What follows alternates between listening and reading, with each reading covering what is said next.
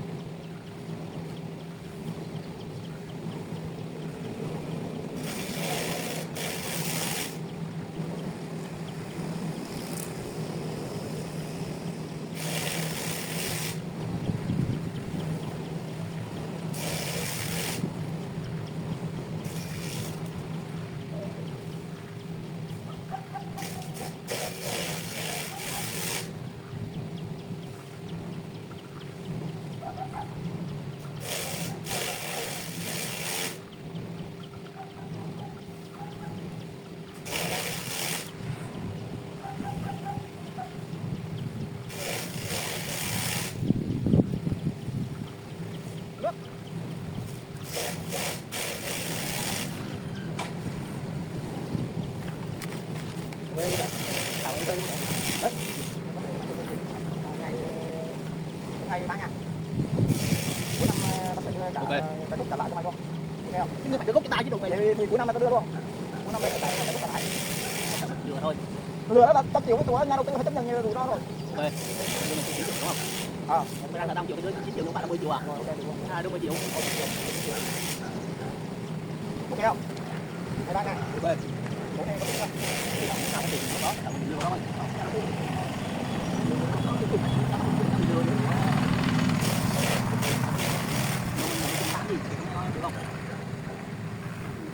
Đi kệ tao với, tao đầu tư quá. Làm gì? Đừng nhiều quá trời lúc mày đầu tư xong rồi má tao không mang ban. Cách gì mày nói tao thấy được tao đầu tư đầu tư. Biết đúng không? Tôi muốn gì thì tao bắt.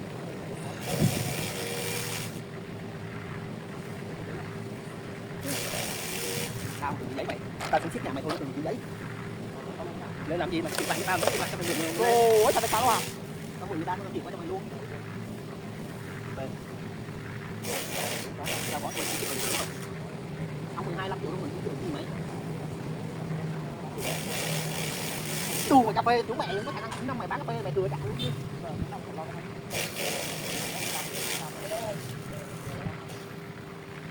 Đi lấy xe hồ kia, xe hồ kia đại hồ luôn chạy. Ok. Một ngày 3.000 đúng không? 50 triệu. Ok.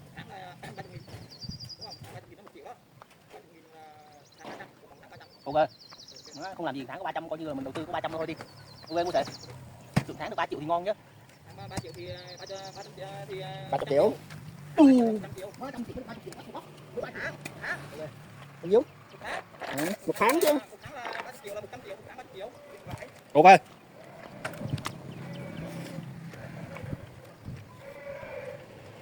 Rồi, ra chợ luôn.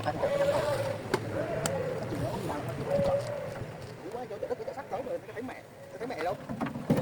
Đúng đi. Cái đất sắt tới thấy mẹ cái sắt. Cái sắt nữa. Nhưng mà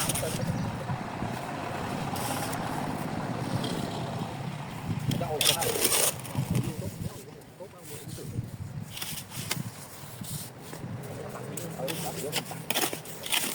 để nó phẳng để nó sạch. Qua luôn làm không có đường luôn là đủ.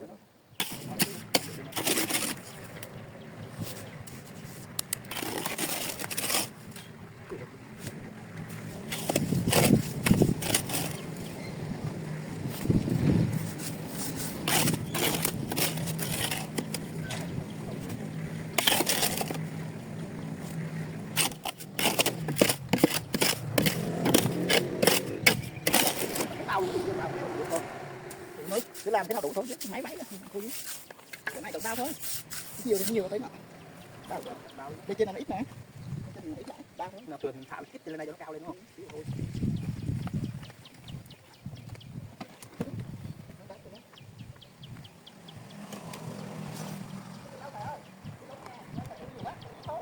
Đừng ngắn hơn mày.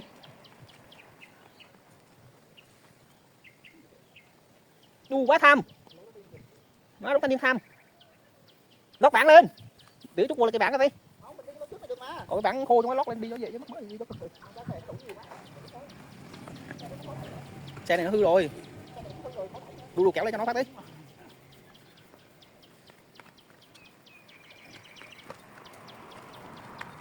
Thôi để đó đi, được đó, để đó đi. Nó đúng sẽ cho hệ điều hành ai thích thật. Ok. Đúng không? Ừ.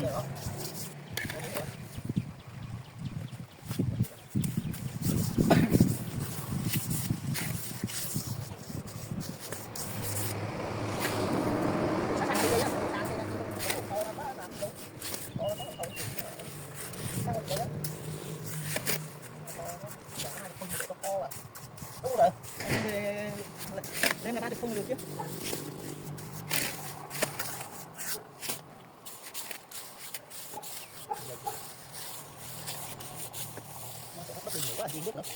Đúng rồi.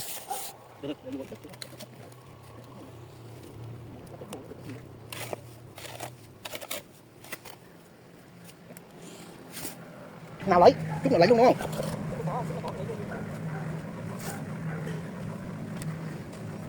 Lúc nào mà tao có mày tao lúc nào tao có tiền. Quả ít nhiều thôi chứ. Rồi cái đi mình mua 2 triệu 6 đi. Rồi, nhà chỉ có 25 nghìn. Tao là vô 2 triệu 7 rồi này. Đó là rút cái tiền về rồi mà. Ok, là vô. Thế tao có 10 triệu mà chừng này vô 2 triệu mà chừng nữa. Là làm đúng không? Đó.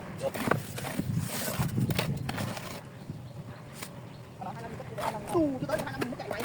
Còn mà 2 hoặc là 3 được. Tại vì tao phải chọn cái tiền cấp của tao mà mới được thì mấy cô thì chắc được làm nhiều là nâng cấp. Các bạn vô 23 triệu không? Còn cả 250 tao mới được nâng cấp mà.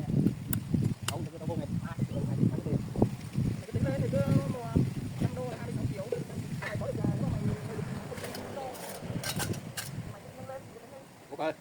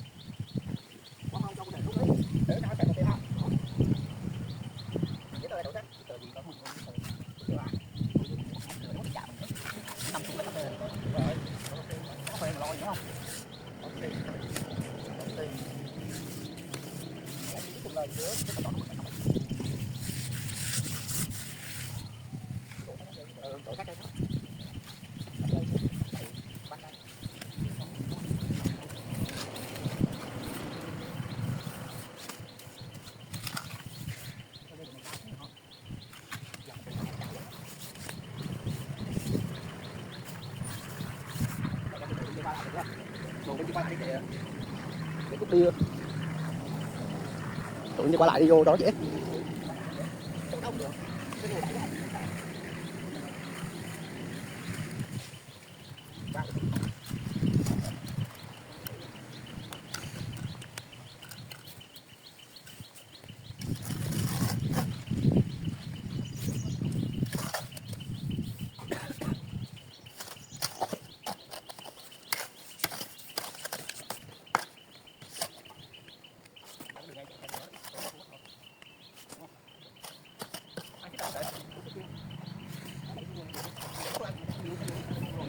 Thôi, em cho cái đùi nó khó đẩy rồi mày đẩy cái nhiều quá, cái đùi nó bị hư rồi. Đâu đùi nó đẩy nó nhập ra đấy. Cái chân nổi ha.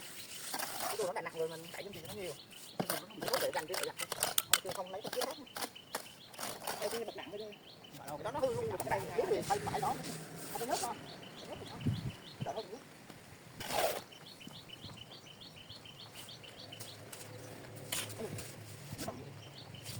Không mày bỏ 30 triệu là một ngày để kiếm được 300 đu quá mà thôi còn gì không thể hiện cho mày ta. Đúng rồi, hợp lý đó. Còn gì không thể hiện cho mà cái tao mở tao nó cái tiền cho mày. Cần gì mày chỉ tao đi học axit người khác. Quá mà mày 300 không tao mượn không?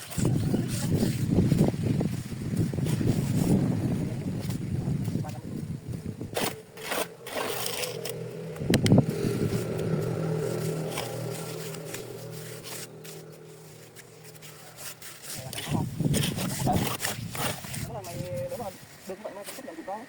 Nó mấy đâu 300 người thành vào đơn 50 Mỹ. Tốt vậy. Đúng không? Đó là đối với mình thì đối với những người mà đánh người ta có tiền người ta thêm vô để gì thôi, để không người ta hay thôi. Vô càng cao bây giờ ta cái càng lâu mình vô càng sâu là chẳng gì nữa. Cao quá cũng